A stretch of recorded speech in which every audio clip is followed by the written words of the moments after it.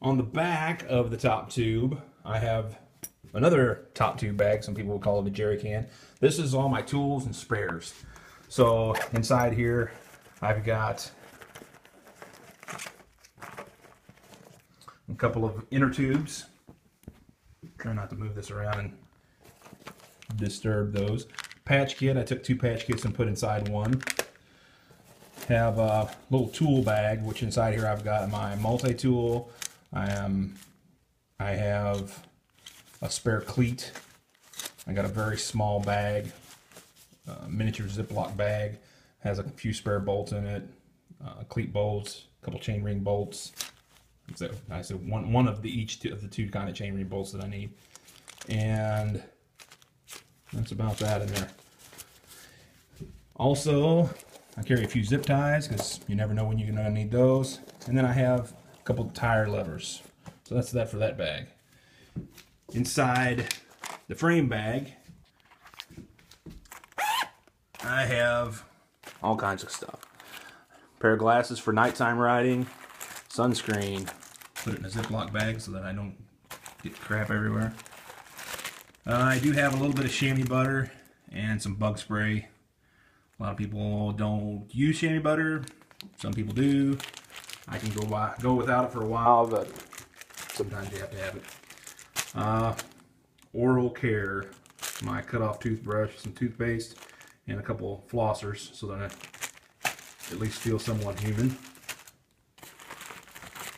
I have a little bag of Tri-Flow with a rag so I can keep my chain lubed. Some spare batteries for my headlamp, which will be on my helmet. That's so I can read my maps during the night. And also a couple spare batteries for the spot trace. I have a very small, simple first aid kit. My lucky $5 bill that I've carried across the country already. Just some Band-Aids. I got a little bit of toilet paper in there, some Oral gel in case I need something. I like my fingernail clippers. These little pieces of straw have some Neosporin inside that I sealed up. Some ibuprofen, and a couple chlorine tabs in case I need to treat some water somewhere. I also have, I want to make sure that I can keep myself clean. Most people wouldn't worry about this.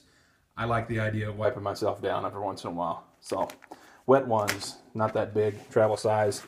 A lot of other people are using GPS. I'm using the maps. This is a little heavier, obviously, than the GPS, but as I go, I'll probably end up sending some of those home. That's what I did last time.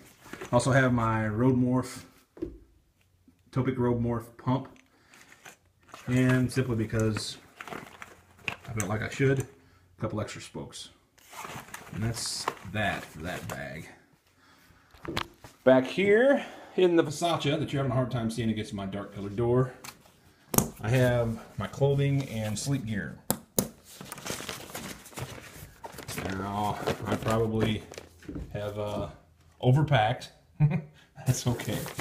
I have my rain jacket, Outdoor Research rain jacket. A pair of rain pants. They are a little bit bulky, but that's okay, they work. This bag here, I actually need to switch out this bag. I forgot it was in here. It's too heavy. It's made out of heavy material, but this is my warm weather clothing and waterproof clothing as far as gloves. I've got a base layer shirt that I wear a lot.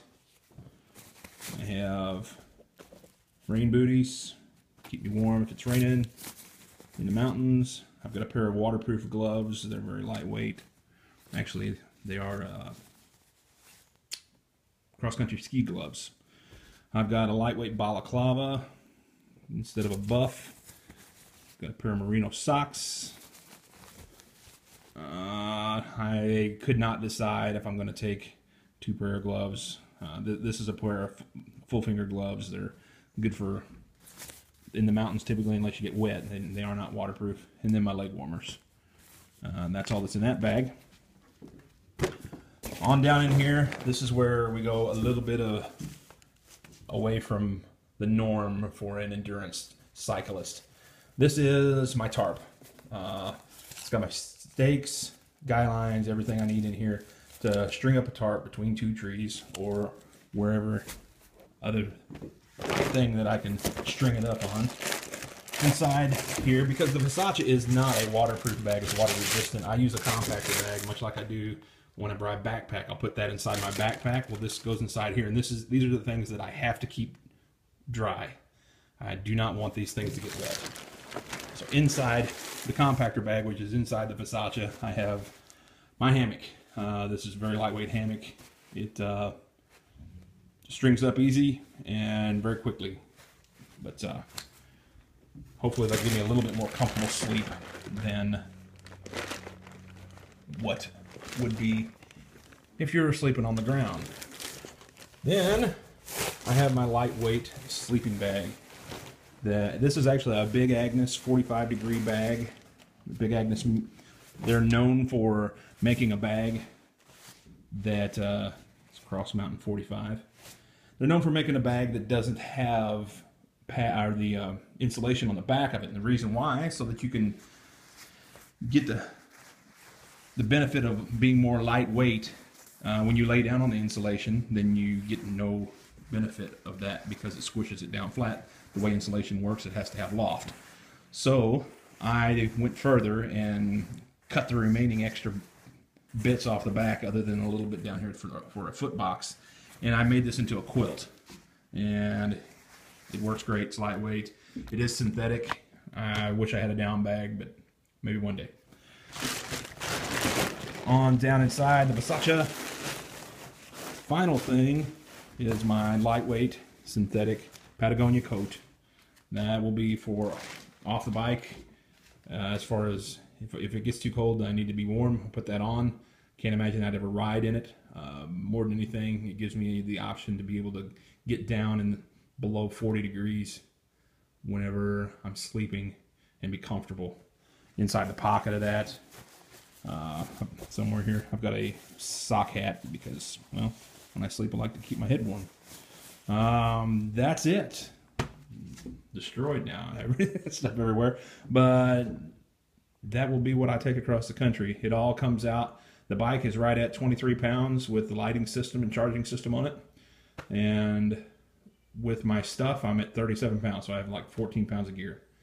And of course, that does not include water or food. But I'm okay with that. Whenever I did my trip in 2011, I had back rack and panniers on the bike with a handlebar bag, and between all that, jammed full of all kinds of stuff that quite frankly I didn't use half the time, I had about 45 pounds of gear on the bike in addition to me. So I'm 30 pounds lighter as far as gear than I was last time.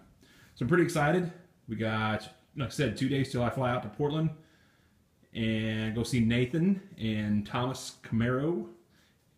Then gonna go maybe hang out, just tool along the coast, go kind of get my bearings and ride a little bit up to Astoria, and be there by Thursday to hang out, see all the other racers, and take off first thing Saturday morning across the country, June 6th. I will, like I said, in the blog that I'm going to post this video, I'll put some links to trackleaders.com where you can go and view the course and watch the racers travel across the country via GPS trackers. And then also, Joe Polk has the website MTB Cast. Typically, he does a lot of mountain bike events. What he does is a podcast of mountain bike racer call-ins, and he opens that up to people on Trans Am. I will be calling in so that people can hear what all I have to say. That's it, folks. See you in Astoria.